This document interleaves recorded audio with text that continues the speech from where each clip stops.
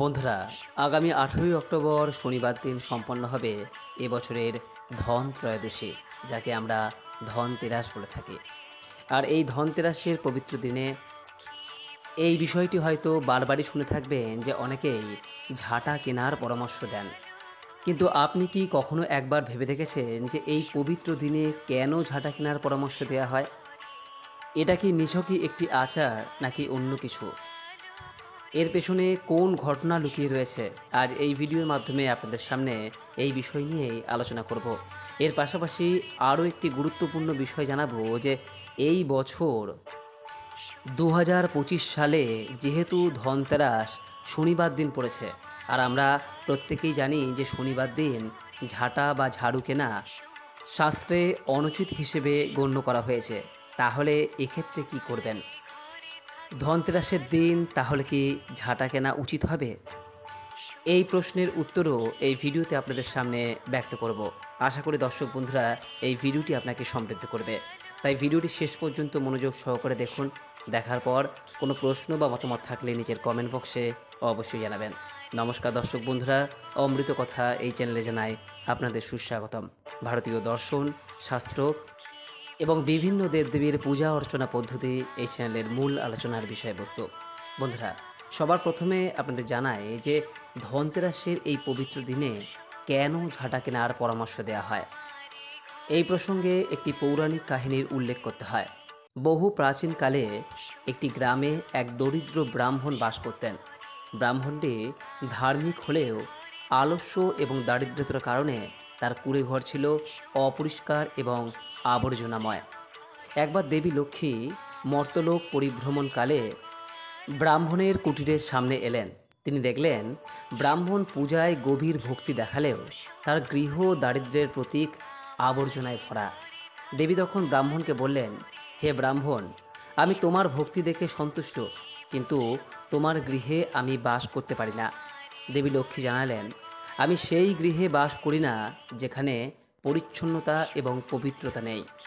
যদি তুমি আমার আশীর্বাদ পেতে চাও, তবে সবার আগে তোমার গৃহকে আমার চিরস্থায়ী আগমনের জন্য প্রস্তুত করো।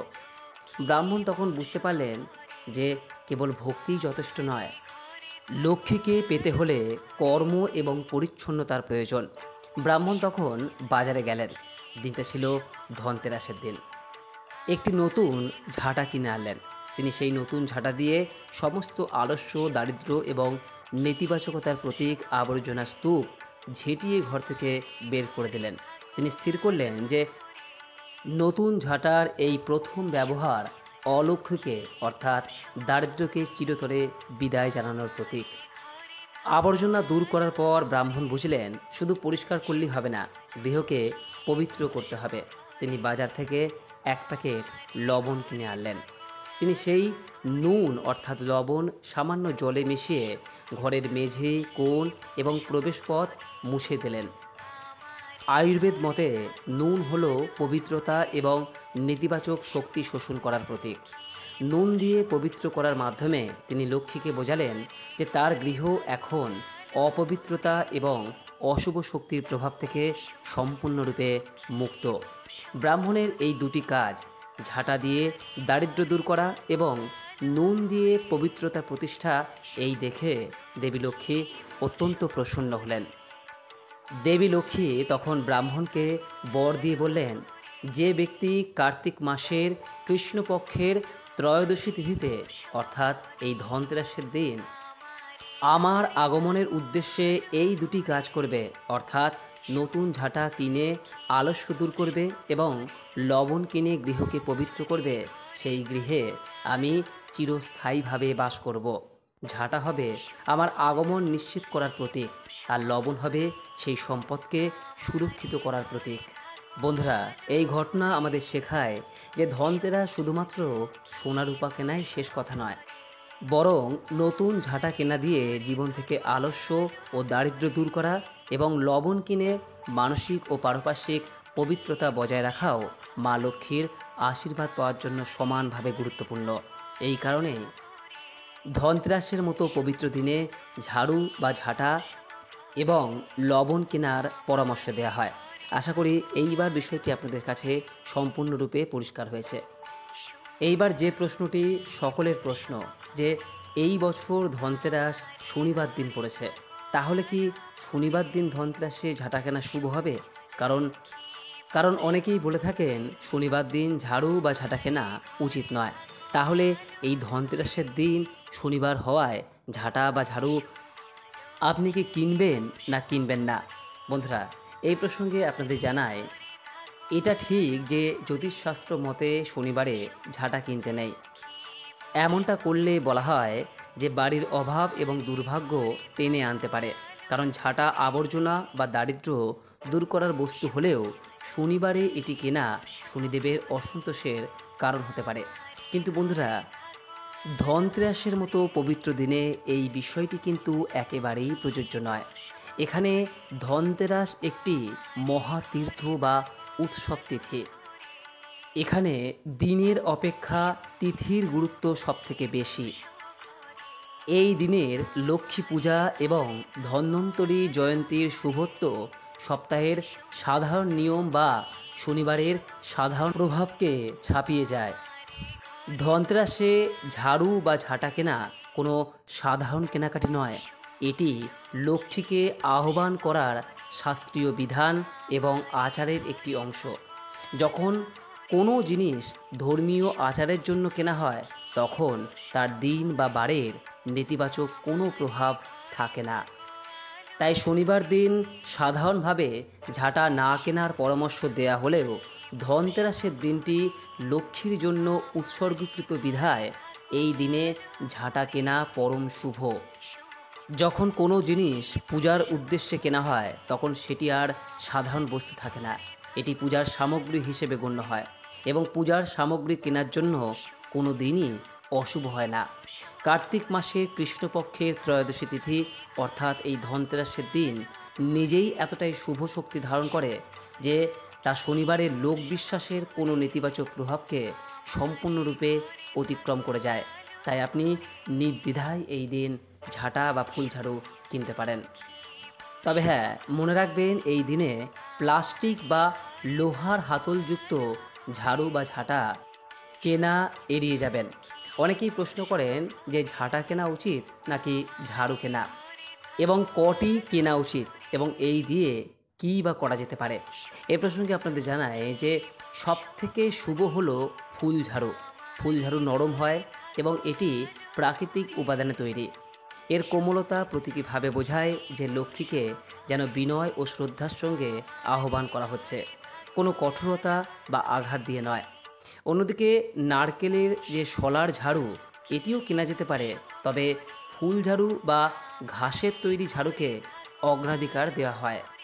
এইবার প্রশ্ন যে কটি ঝাড়ু বা ঝাঁটা কিনতে হয়। মূলত ধনতেরাসের দিন একটি নতুন ঝাঁটা কেনাই যথেষ্ট এবং সবথেকে শুভ বলে গণ্য করা হয়। তবে কিছু কিছু পরিবার এবং অঞ্চলে বেশি শুভ ফল লাভের জন্য 3টি ঝাঁটা কেনার প্রথাও রয়েছে। প্রথম ঝাঁটা মা লক্ষ্মীর আশীর্বাদ বা ধন সম্পদ আনার জন্য, দ্বিতীয় ঝাঁটা সুস্বাস্থ্য বা ধন্বন্তরী আনার জন্য অর্থাৎ রোগ মুক্তির জন্য, এবং তৃতীয় ঝাঁটা শুভ শক্তিকে স্থায়ী করার জন্য বা কুবেরের কৃপা লাভের জন্য। যদি আপনার পরিবারে একাধিক ঝাঁটা কেনার কোনো পুরনো প্রথা না থাকে, তবে একটি নতুন ফুল ঝাড়ু কেনায় শাস্ত্রীয়ভাবে সম্পন্ন সঠিক ও শুভ ফলদায়ক। এইবার যে প্রশ্নটি আসে যে কিনে আনা ফুল ঝাড়ুটি দিয়ে কি করবেন। বন্ধুরা, যে ফুল ঝাড়ুটি আপনি ধনতেরাসের দিন কিনলেন, সেটি কিনে এনে একটি হলুদ সুতো বা লাল সুতো দিয়ে বেঁধে দিন, কারণ হলুদ ও লাল রং মা লক্ষ্মীর প্রিয়। আর এই ঝাঁটা কেনার সঙ্গে সঙ্গে অবশ্যই 1 প্যাকেট নুন কেনাও জরুরি। নুন বা লবণ হলো পবিত্রতা এবং অশুভ শক্তি দূর করার প্রতীক। ঝাঁটাটি কিনে আনার পর এটিকে সরাসরি ব্যবহার না করে মা লক্ষ্মীর কৃপা লাভের জন্য এটিকে পবিত্র করে নিতে হয়। নতুন ঝাঁটাটি নিয়ে ঘরে প্রবেশের সময় এটিকে মাথার উপর দিয়ে নয়, বরং কোমরের নিচ দিয়ে আনুন। ঝাঁটাটিকে এমনভাবে ধরুন যেন সেটি আপনার পেছন দিকে মুখ করে থাকে। এরপর ঝাঁটাটিকে এমন স্থানে রাখুন যেখানে সবার চোখে পড়বে না। এরপর ধনতেরাসের সন্ধ্যায় পূজার সময় ঝাঁটাটিকে পূজার স্থানে রাখুন। ঝাঁটার ওপরে হলুদ বা সিঁদুরের একটি টিপ লাগিয়ে দিন। এই ঝাঁটাটিকে সম্পদ ও পরিচ্ছন্নতার প্রতীক হিসেবে মনে মনে মা লক্ষ্মীকে নিবেদন করুন। এরপর পূজা শেষ হয়ে গেলে উক্ত ঝাঁটাটি দিয়ে বা ফুল ঝাড়ুটি দিয়ে দীপাবলির দিন প্রতীকী হিসেবে অলক্ষ্মীকে ঘর থেকে দূর করুন। অর্থাৎ গৃহের ভেতরের দিক থেকে বাইরের দিকে প্রতীকীভাবে আবর্জনা সরানোর ভঙ্গি করুন। যদি গৃহে ইতিপূর্বেই নোংরা আবর্জনা থাকে তাহলে সেই ঝাঁটা দিয়েই সেটি পরিষ্কার করুন। এর মাধ্যমে আপনি গৃহ থেকে অলক্ষ্মী বিদায় করছেন। এই অলক্ষ্মী বিদায়ের পর এই নতুন ঝাঁটাটি আপনার গৃহে স্থায়ীভাবে ব্যবহার করা শুরু করুন। আর ঝাঁটার সঙ্গে যে লবণটি কিনে আনলেন ঠিক একইভাবে মা লক্ষ্মীকে নিবেদন করার পর দীপাবলির দিন সেই কিনে আনা লবণ থেকে অল্প পরিমাণ লবণ নিন এবং তা সাধারণ জলের সঙ্গে মিশিয়ে দিন। এরপর এই নুন জল দিয়ে ঘরের মেঝে, কোণগুলি ও বিশেষ করে প্রবেশ পথের চারপাশ ভালো করে মুছে ফেলুন। এই নুন জল দিয়ে ঘর মোছার অর্থ হলো আপনার গৃহ থেকে সমস্ত নেতিবাচক শক্তি, অশুভ প্রভাব এবং দুর্ভাগ্যকে শোষণ করে দূরে করে নেওয়া হচ্ছে। এর ফলে মা লক্ষ্মীর স্থায়ী আগমন নিশ্চিত হয়। বন্ধুরা, এই কিনে আনা লবণের সামান্য অংশ কোনো কাচের পাত্রে বা এয়ারটাইট পাত্রে ভরে রান্নাঘরের একটি কোণে রেখে দিন। এর ফলে আপনার গৃহে খাদ্য ও সম্পদের কখনো অভাব হবে না। তবে হ্যাঁ, খেয়াল রাখবেন পাত্রটি যেন সর্বদা ভর্তি থাকে। তৃতীয়ত, এই লবণ আপনি যে কোনো পবিত্র দিনে স্নানের জলে সামান্য মিশিয়ে স্নান করতে পারেন। এতে শরীর ও মন থেকে অশুভ প্রভাব এবং মানসিক চাপ দূর করে। মনে রাখবেন, ধনতেরাসে কেনা এই লবণ শুধুমাত্র একটি মশলা হিসেবে থাকে না, বরং এটি আপনার গৃহে আর্থিক স্থায়িত্ব, পবিত্রতা এবং নিরবিচ্ছিন্ন প্রাচুর্য নিয়ে আসার একটি শক্তিশালী মাধ্যম হয়ে ওঠে। তবে সাধারণ আয়োডিনযুক্ত লবণ অপেক্ষা সৈন্ধব লবণ বা লাল লবণ যদি কিনতে পারেন তাহলে সবথেকে ভালো হয়। আশা করি দর্শক বন্ধুরা আজকের ভিডিও থেকে অনেক নতুন তথ্য জানতে পেরেছেন, যা আপনাদের নিশ্চিত রূপেই উপকারে আসবে।